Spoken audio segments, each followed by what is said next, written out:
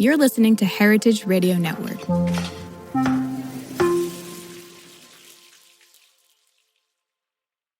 This episode is brought to you by Wisconsin Cheese. There's a reason when you think of Wisconsin, you think cheese. Cheese is a huge part of Wisconsin's history and future. In Wisconsin, the state of cheese, the tradition of cheese-making excellence began 180 years ago, before Wisconsin was recognized as a state. Immigrants traveled to settle in this lush green hills of Wisconsin, bringing their cheese-making traditions with them. These storied skills, combined with the freshest milk available, created a cheese-making culture that is uniquely Wisconsin. Wisconsin's 1,200 cheesemakers, many of whom are third and fourth generation, continue to pass on old world traditions while adopting modern innovations in cheese-making craftsmanship. Find your next favorite cheese at wisconsincheese.com.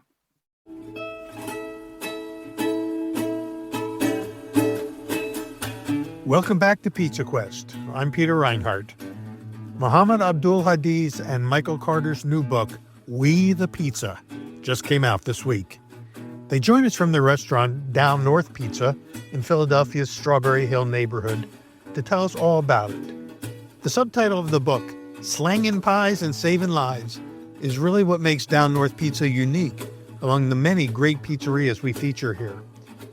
The restaurant represents a larger mission, including the hiring of formerly incarcerated individuals, providing housing subsidies for those in need, and a number of other neighborhood and community projects that we discuss in this conversation with Mohammed and Michael.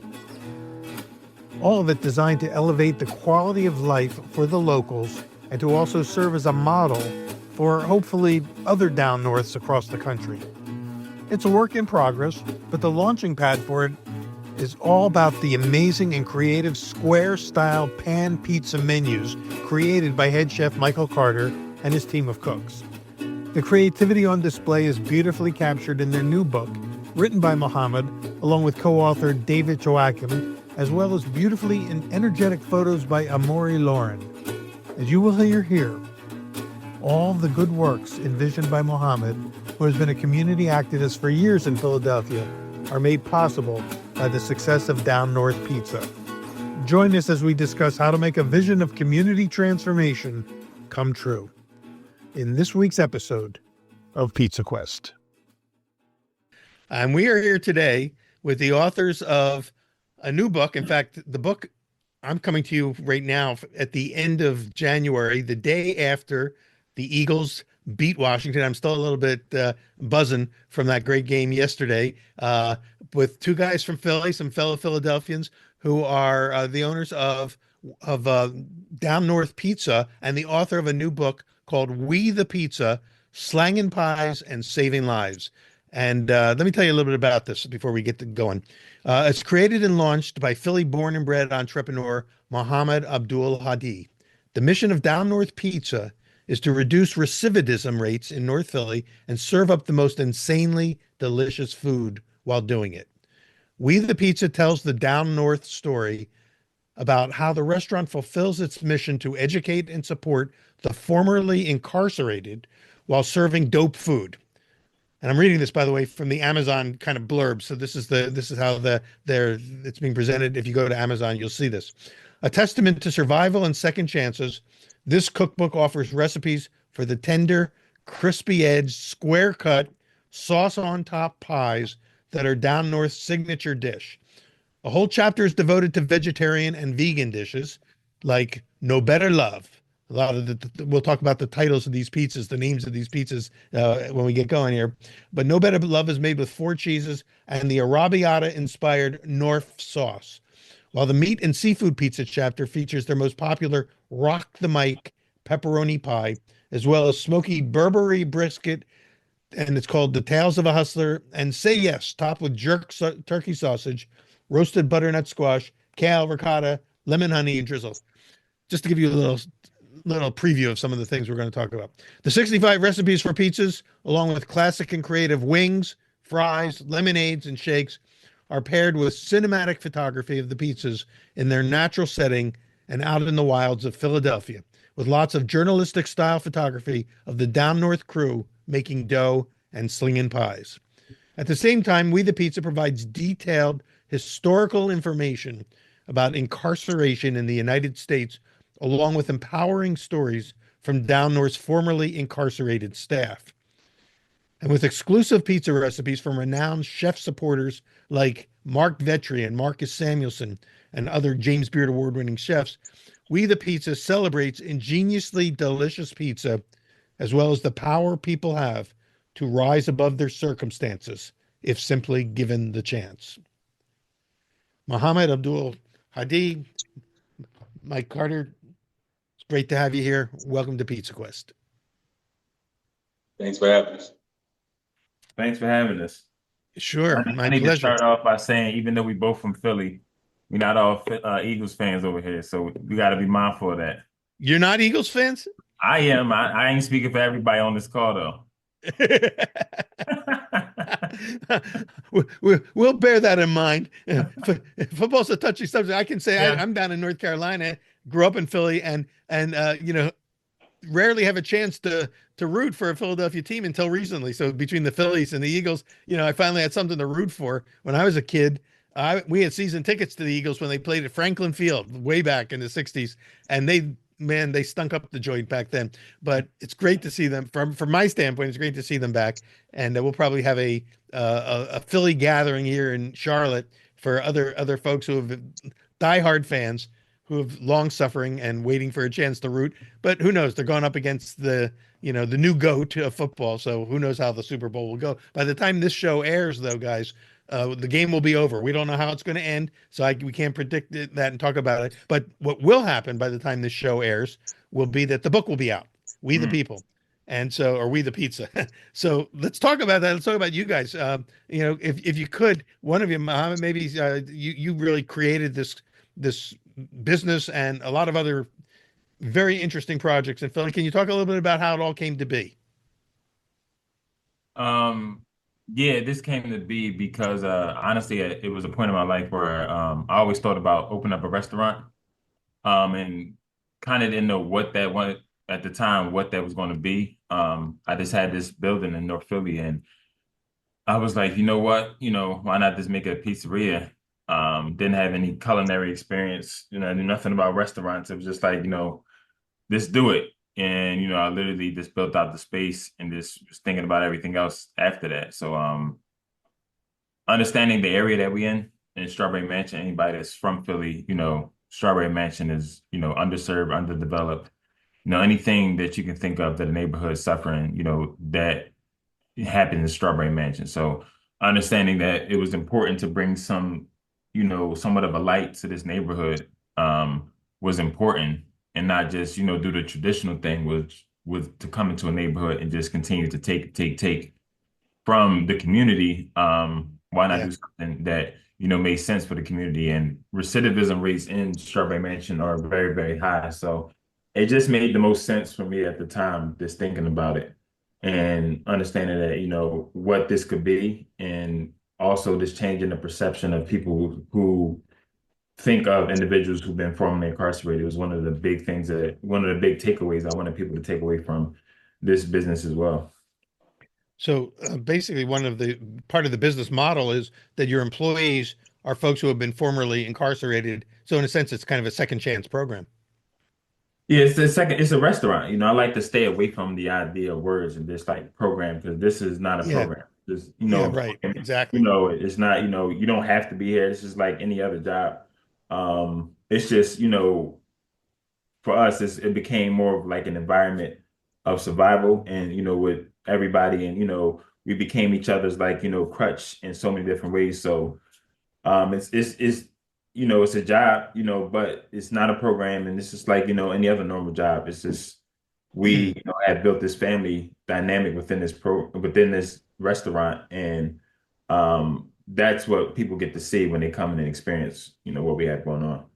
So the talent that you've kind of gathered around to make it happen, including Mike Carter here, who's been from the beginning, I think is kind of like would you say your culinary director or your head pizzaiolo, or Mike, what's your role? Executive chef, but I guess you could say culinary director all in one. Again, words can screw things up, but essentially executive chef. And a lot of the recipes in the book, it sounds like, kind of happened under your watch and under your creation. Yeah, most definitely. Now we want to talk. We'll get to some of the recipes in a bit because I'm really curious about some of the the things that the way you're using spices and the sauces you've come up with and everything else. But uh, the team itself, that when did you open? By the way, it's about 2021. Was that when the doors No, opened? we opened we started making pizzas and opening up the doors for customers in 2020, like the tail end of the pandemic, like Wow. November. Okay. Yeah. But so many Tough time to restrictions open, on huh? restaurants that it was just pick up service. You can come pick up your pie, and then that was it. It wasn't you couldn't hang out in the store. The Yeah. official Yeah. grand opening, when a lot of the restrictions were lifted, was March of 2021. And so then you actually had a brick and mortar restaurant. People could So dine we had in. the brick and mortar. It's just that it was you couldn't be around. You had to wear a mask, so they would come into the shop, COVID restrictions. get pizza. Gotcha. Yeah. Yeah.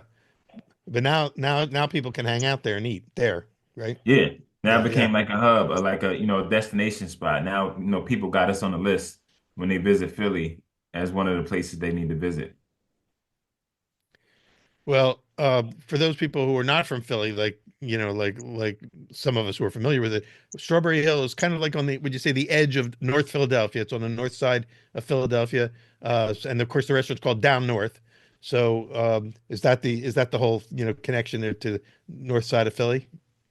Yeah, so Strawberry Mansion is, I mean, when you look at a map of Philly, it's literally center of Philadelphia. So, in all actuality, it's a great location because it sits in the center of Philadelphia. And down north is a vernacular statement that, we use in referring to when we're traveling to North Philadelphia. Anybody from Philly would, if you go into North Philly, you always say, I'm going down north, which to people that's not from Philly, it makes no sense, but it makes perfect sense. That's honestly one of the identifying markers that when somebody say they from Philly and they don't understand that, it's like, are you really from Philly? Yeah, you're right. And if they don't know what that means, then they could be just hopping on the bandwagon. Yeah. Well, I'm looking at right now at the table of contents, which lists a lot of the pizzas, some of the concepts that you've come up with. I know the pizzas are essentially square pies, kind of like in the Detroit style. Would you say, is that the style of pizza that you specialize in, or are you doing round pizzas as well? No, No, this is the we Philly stick to style. square. No, go ahead, Mike. Also, go ahead. We stick to square pies. All our pieces are square. Well, they look pretty cool. I mean, the photos, by the way, in the book are spectacular. When I first saw the book, I got to see it before it came out, and I was impressed with, number one, how it captured the energy of what you're doing there. That, there's a lot of pizza books out. A lot of them are beautiful. A lot of them have good photos, but there's something, yours has its own distinct characteristic. It's got, I would just say, it's got energy. The photos are dynamic, and then the concepts are exciting. I'm just going to read some of the ones here. Maybe you can tell us a little bit about them. You've got. I know that you've got a whole section on the various sauces that you use, whether the Norfollo sauce, the Norf sauce, the not vodka sauce, pardon me, your spicy cream sauce, your spicy cheese sauce. I'm sorry, but then some of the pizzas, you've got whole category of vegan pizzas or vegetable forward pizzas, with names. And here's what I want to ask you really is the names of these pizzas. The names themselves don't tell you what the pizza is about, but there's a story behind the name. So some of these pizzas are called No Better Love, Uptown Vibes, Summertime, 215, Sarah's Smile, Streets of Philadelphia, Rock the Mic. That's, I guess, your pepperoni number one. Anyway, what's the story about how you named your pizzas and what inspires them?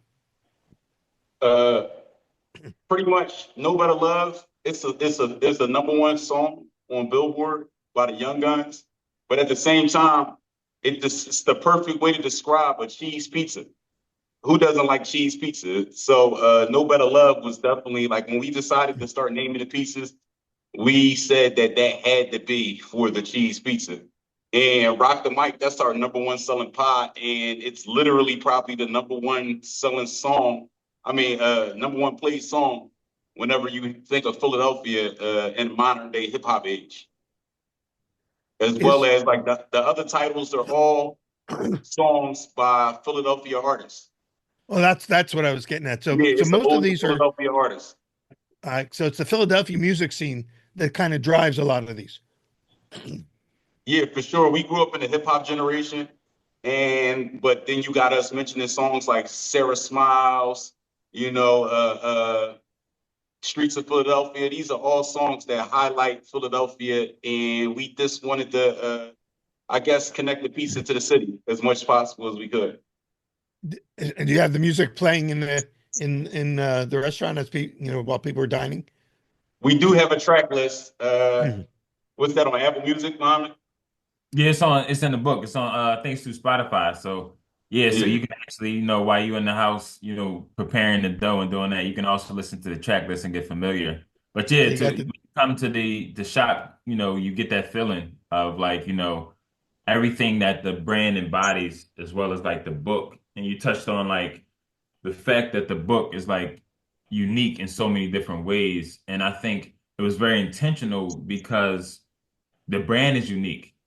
When I was thinking about like, all right, well, we got this book, it was like we're not traditional in any sense with anything that we do. So therefore, we could not come out with just a traditional cookbook with uh, good shots, beautiful shots of pizza. We in North Philly, we had to show like what our brand embodies, and that's why it's like our pizzas are in the community, right?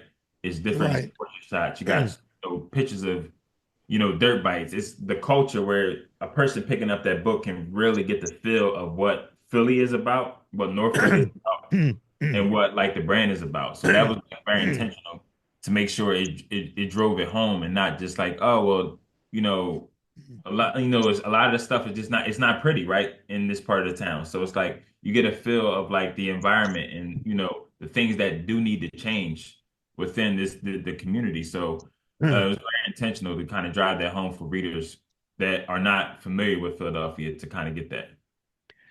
Well, Mohammed, I wanted to ask you, this is not your first project or your first, the first, I don't know what's the right word for it, but a program that you've started. You've done a number of things leading up to the restaurant. One was, if I'm not mistaken, you've done literacy programs, you've done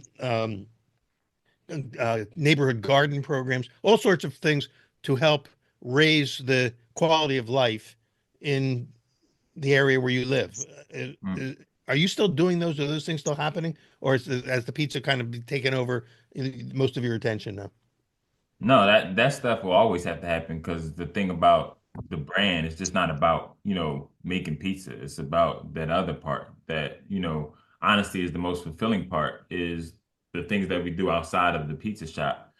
And yeah, we do a lot of work and Mike can speak to a lot, the work Mm. he does inside the juvenile prison, Ah, okay. and working with the youth and teaching them various skills. Because that's the thing, when we look at, rebuilding, it's like, a lot of it is cornered in like economics and then building skills. So it's like we trying to get people on board with like learning things so that, as they learn and become better at things, they can ultimately get themselves out of certain situations. So for us, that part is, very, very important for us to Mm. continue on to do as we go because we know that's necessary, like what we do. And, a lot of attention that we can be able to bring to the brand is, we can able to divert it, out and, use that to, further our mission of what we're trying to do. And that's reduce recidivism and, combat the preschool to prison pipeline. Mike, can you talk a little bit about that, the work you do in the prisons and how do you reach the folks there with your story and to help them see, opportunity? As a former ward of the Youth Study Center, it was definitely a sobering moment to actually be able to come inside of the center and teach a class on culinary arts. So we have a wow. we have a horticulture program and a culinary arts program. One meets on Tuesday, one meets on Friday, where we basically have a farm to table situation where we teach the kids how to garden and cook the food. And actually, it's beyond cooking the food. It's about producing because we fermented some hot sauces. We made tomato sauce with them, show them how to can tomato sauce.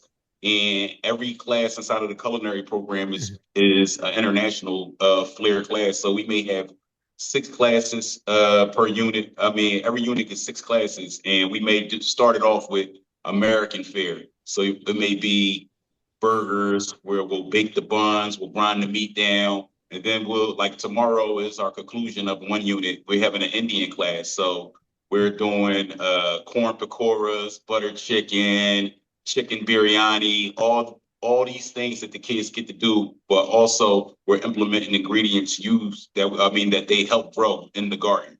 So it's a farm to table situation that gives the kids basically a look into the culinary industry. Wow. So you're really giving them life skills that can translate to when they get out looking for work. Have any of them after they've done their time, have they come and have been able to hire any of them to work for you? That's ultimately the plan. These are juveniles, so they're not. I guess state law doesn't permit them to be around certain equipment until they reach a certain age. But we also have a farmers market inside of the youth study center where we actually let them sell all the produce, collect the money, and Nice. it's sort of like empowering for them to understand how attainable it is to be an entrepreneur themselves. That's amazing. That's do any of your other down north employees participate in some of these programs? We've had other guys, they come into the center when we do planting in the at the horticulture center in the healing garden. But for the most part, I haven't had any of my guys come into my class, but I have had a few guest chefs. As recently, my friend Nana Wilmot, she came in and we had a Ghanaian cooking class, and she taught us how to make goat jollof rice, amongst other Wow. things. That's pretty cool. Does the restaurant itself have its own garden? Do you have like a neighborhood garden that you grow stuff for the restaurant from? Muhammad can speak to that. No, no, we don't have a specific garden, but between like we built that garden inside the Juvenile Justice Center to service them, and we also are working on a couple greenhouse projects around the city to be able to, to your point, when they get out and they learn these skills, how can we continue them on? So, having spaces for them that they can occupy in, once they come out, if they want to continue to further those skills, then, we're in the process of, we have one built that we're looking to start programming in the spring, and it's looking to continue that stuff on. And maybe, like I said, it's ways, for them, we see it as a way to, grow things and then also understand the economic part of growing things, because I think that's the big part that's missing when they think about produce and things like that. They don't connect it with economics. And I think that's why it's like something that they Right. possibly leave off in their mind, like, oh, well, this doesn't, it's not for me, because it's like, how am I gonna make money? But understanding that part, and that's what, to Mike's point about the farmers market, they get to understand like, oh, well, people buy this stuff and they use it, and it's like we're generating revenue from it. So it's like just to kind of them to understand that the economic part and a lot of these things that they may not have been exposed to, but understand is different ways for you to generate revenue. Well, especially if you can take the long view of this, you're preparing some of these young folks to be able to go out and be difference makers in their own right, Mm. and be change makers and community heroes, so to speak. If they can take the skills that they learned that you're sharing with them and put it into practice when they get out. Yeah, and also Yeah. understand that that is a holding facility, and a lot of times too, these people that are there, they have to go off and like continue their sentences elsewhere. So it's good to kind of plant that seed Ah, to be able to like understand something. So as they go off on their individual journeys, that's something that they will always remember and kind of can come back to. well, I love the fact that the restaurant is just part of a much bigger picture, and a bigger vision that you have. I read about one program, I don't know if you still do it, called the Down North Treehouse. Do you still do that one? Yeah, that was a longer, basically a longer form program that's going to take a significant amount of capital to get off the ground, but we do have the building space. So we do have the space, which is about 2 blocks from the pizza shop. So that is, something that's going to take some time. And as we continue to partner with people, and we made a lot of leeway thus far. So we're looking within the next 5 years to have that space actually up and running. But every other, initiative underneath the Down North Foundation, we have, rolled out and done, you know, in different capacities. We recently had on the show a guy who's from the East Coast, from Jersey, but he lives in Texas, and he started a program there. The doors haven't opened yet, but he's got a similar vision. But he's trying to reach kids who have not necessarily, gone to juvenile centers and things like that, but they're struggling. Kids who are struggling with nothing to do after school, so that they end up hanging out, drinking, and doing drugs. And he's trying to head them off from that by creating essentially a clubhouse gathering place. He calls it "How you doing?" The "How you doing," clubhouse, so to speak, where the kids can come after school, hang out with other kids, and have some wholesome activities and maybe learn how to do gardening and some of the things that you've been teaching as well. It seems like there's just such a strong need for young people to have opportunities, mentoring, education, and just the chance to learn how to do it, and a safe space to do it. And it sounds like a little bit of, is that what kind of what the treehouse you think will be able to provide? Yeah, I think when I think about my experience, and I'm quite sure Mike can talk about it too, I think the lack of exposure was at the cornerstone of, all of this. It is like I feel like every kid, what all kids do have is an imagination, and they imagine big. Like we all been around kids, and they could be as young as two. Like I want to be a doctor, I want to be a firefighter, I want to be this and that.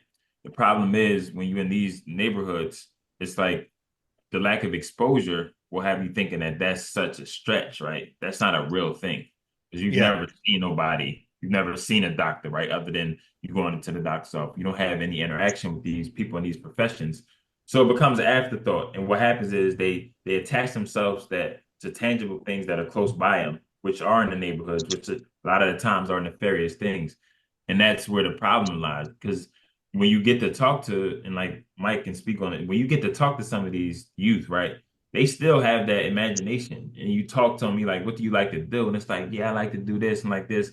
But they still can't fathom that being them because they still haven't been exposed. So I Uh-huh. think we have an opportunity to expose them to things at a very young age and let them understand that it's real and give them a pathway to it. I think we can start to change that because that's a big part of the foundation of the Down Arrow Foundation is to catch them before they get into. Yeah. That sounds like the best case scenario of all, is being proactive that way. Um, so are you seeing, have you've been doing this for a while now? Are you starting to see the results lay out in the neighborhood?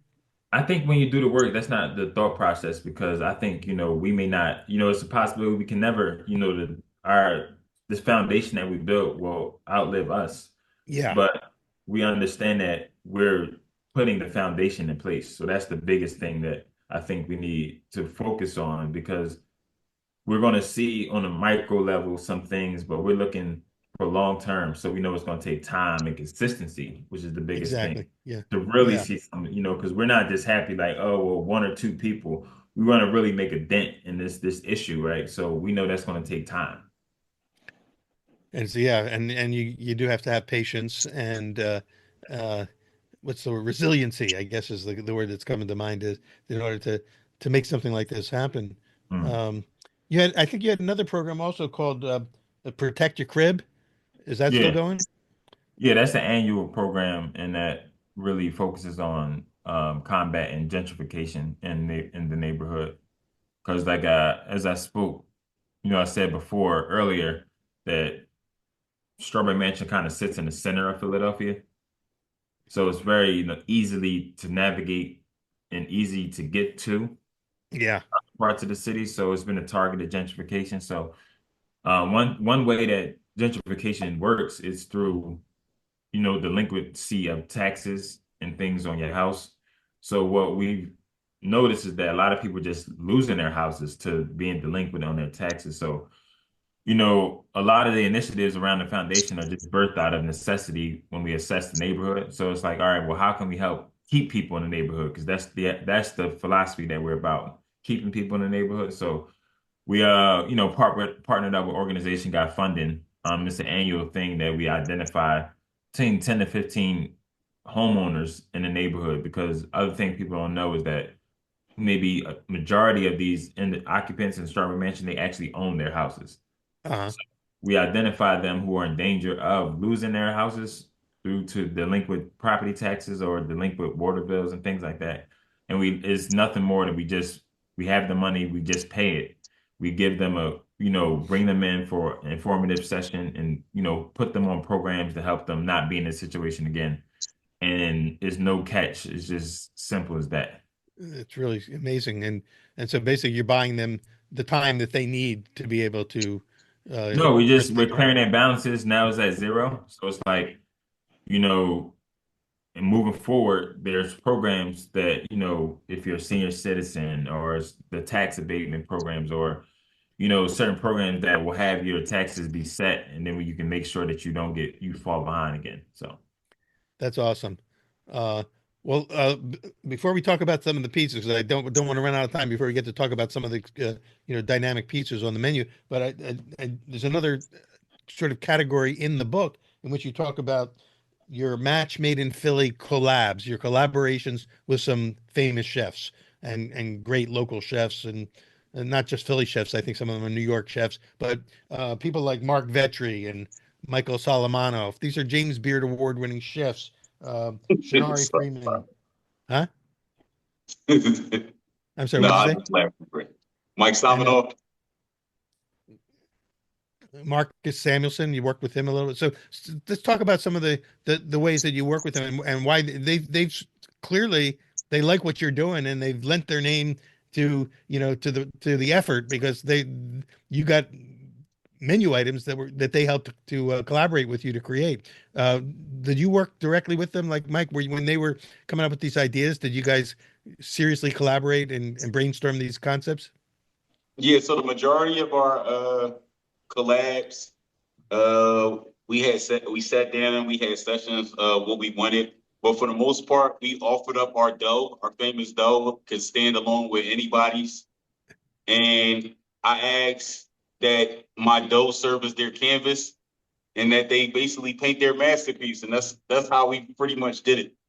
Aha. So you bring your dough to their sort of topping concept idea. Exactly. So let me give some examples to the listeners. Like with Mark Vetri, who was an Iron Chef, one of the most famous chefs in America and talented chefs. You got a beef shank ragu with smoked scamorza cheese and a horseradish sauce. With Michael Solomonov, who also is now internationally known, a harissa chicken schnitzel pizza. You talk about fusion of different cultures. You got harissa from from like Morocco in the Middle East, and schnitzel from Germany. What are those? That they both sound pretty good to me, actually. And when I read about it, I wanted to try that harissa chicken schnitzel pizza. Is that popular? We definitely ran it up when we had it. It was a match made in Philly, so it was a one night only type of thing. Ah, I see. So these are almost like It's pop-up not, pizzas. yeah, it's not permanently on the menu, but I believe we sold out with his pop up. I would think because I mean, just the photo alone, is pretty exciting. It's crispy, this looks pretty cool. Marcus Samuelson did one with a Doro Watt pizza. Um, what can you talk a little bit about what that is? What a Doro Watt pizza is? Dorowat is the national dish of Ethiopia. Ah, So yeah. I guess it was a dear topping to him, to his heart, basically an ode to Ethiopia. So we were definitely happy to present that to the public. And so do these concepts, these collabs, do they kind of rotate around and come back, or is it a one-off and you if you missed it, you missed it? It's a one-off, but for the most part, we've started a what would we call that with aunts and uncles? It's a second annual was this year. That Ah, pizza is a pizza that's probably we're going to run back for years. We do it at their restaurant in Brooklyn, oh, and nice. sort of like a family reunion day. Like everybody just comes out. We call it for the culture. Second year in a row, sold out. Big crowd on Nostrand Ave, and it's definitely dope.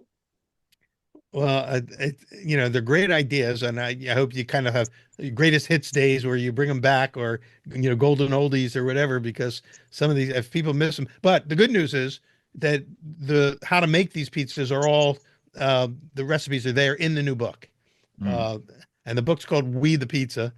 Uh, I think what's the subtitle is what Slangin' Pies and Saving Lives. So the book tells a lot of the things that we've been just touching on here. The stories behind the story is there, as well as these great recipes. Can you talk about the North sauce? That sounds like it's one of your signature sauces.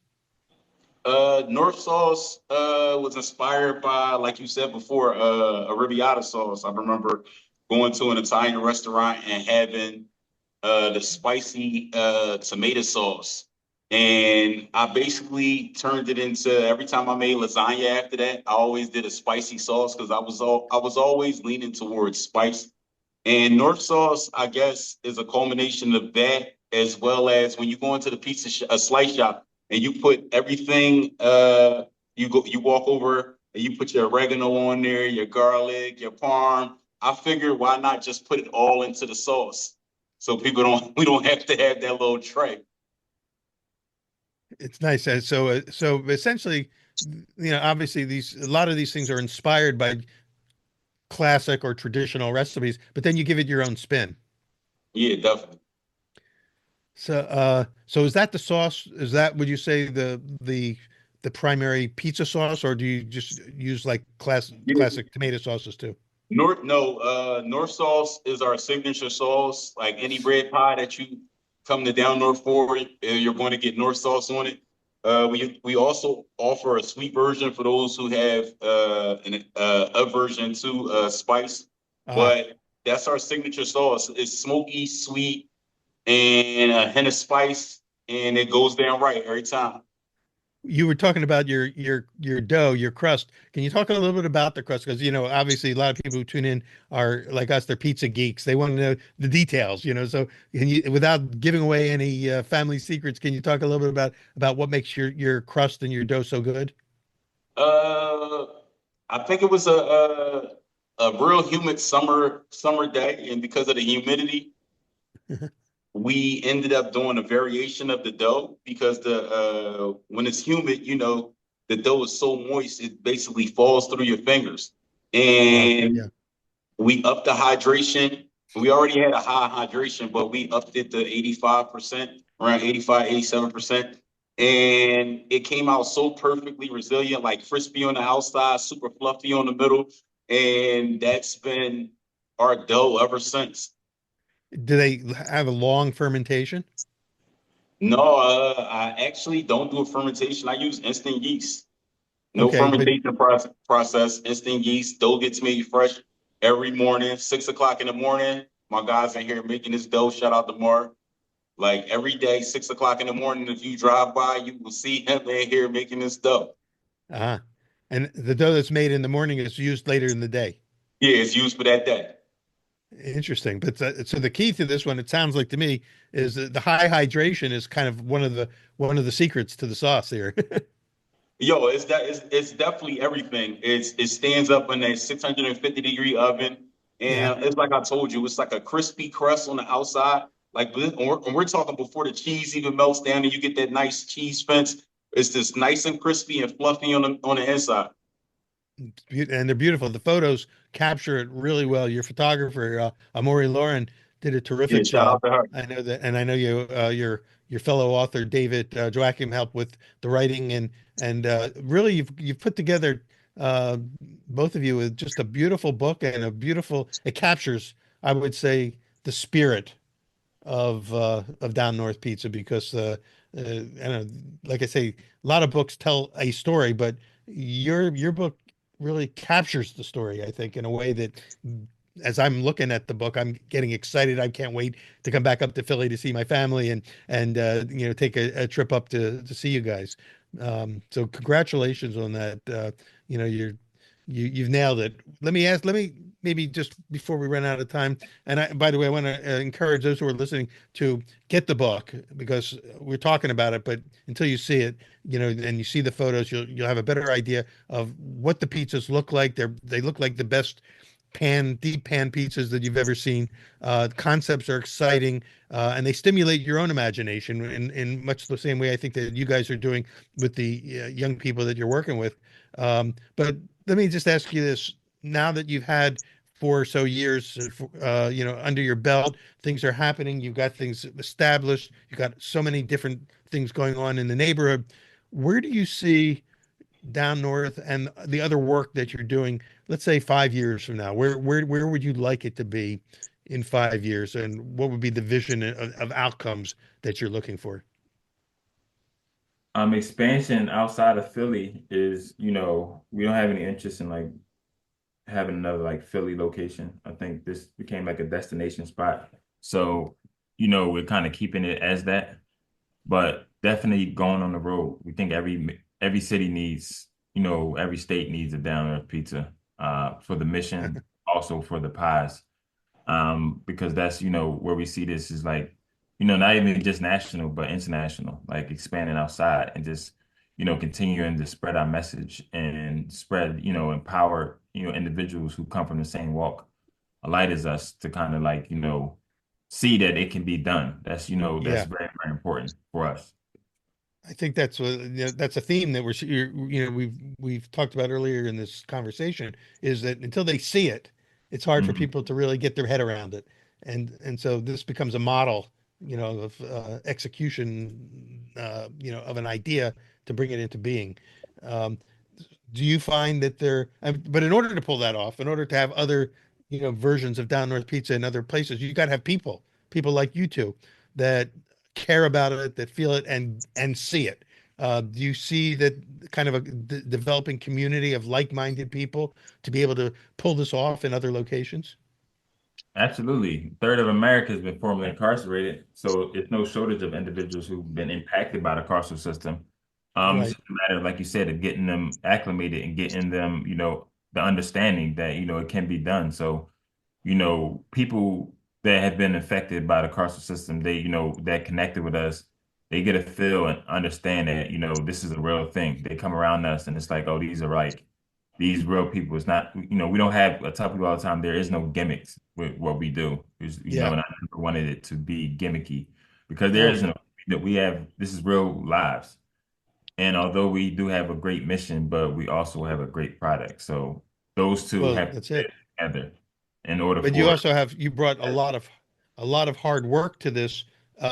And as you said, when you jumped into it at the beginning, you didn't really have that much restaurant experience but you probably accrued an awful lot of knowledge, wisdom, and life lessons that you could share with other people who want to try to replicate what you're doing somewhere else. Do you foresee possibly creating gatherings where you kind of have like the Down North, conference, or, something to bring people in to I do mean, mentoring and sky's training? the limit. And I think, the reason why we work so well together because it's like we don't have egos. And, I tell people if you want to make it, you have to have levels of humility because, like I said, I had to be comfortable with not knowing my way around the kitchen or not understanding how kitchens work initially, right? And I had to Yeah, be willing to learn and work the line and work things like that. And like, because I said, like, I literally built out the kitchen just based off of what I thought common sense will make, the kitchen run. It was nothing else. So it's like getting in there and then learning a lot from Mike, just how to operate, and it was some learning curves because, we talk about it some, a little bit in the book about, me just, kind of being a deer in headlights in the kitchen and not Yeah. Yeah, there are understanding some like great kitchen, stories in the book that you share. Yeah. Yeah. not understanding kitchen culture and announcing and stuff. So it was a lot of learning, but without humility, how are you going to be able to learn and understand, right? Because if you think you know everything, then that's a problem, right? You become stagnant in life when you become unteachable and not be willing to learn. So I'm constantly learning, throughout this, but I'm not driven by fear. And at the end of the day, we have to possess the resilience necessary to, succeed in this world. And a lot of individuals who've been in those situations, who've been in prison, had the resiliency because they're still here. They're still, thriving in this world, aside for what, they had to go through. Yeah. Well, I want to thank both of you guys. I know that you got a restaurant to operate. You got to get going. So I want to thank you for sharing your time with us, for doing this book. Congratulations. It's a huge achievement, not only to create the restaurant and all the other things that you've been doing around the restaurant, but now to have a book to tell the whole story. So I encourage everybody to, check it out. We the Pizza. What is it? Slangin' pies and saving lives. Uh, and Muhammad Abdul Hadi. Is it? Am I saying your last name is Hadi? Yeah. Yes, Abdul-Hadi and Michael Carter. Uh, thank you for doing this. Thanks you for all that you've done and will do. And I look forward to seeing you in person and sharing some pizza with you when I get back up to Philly. All right, looking forward to it. Thanks for being with us on Pizza Quest, and thank all of you for tuning in to this episode. Join us again. We'll have more episodes every week. Thanks. To the next episode. Pizza Quest with Peter Reinhardt is powered by Simplecast. Thanks for listening to Heritage Radio Network, food radio supported by you. Keep in touch at heritageradionetwork.org/subscribe.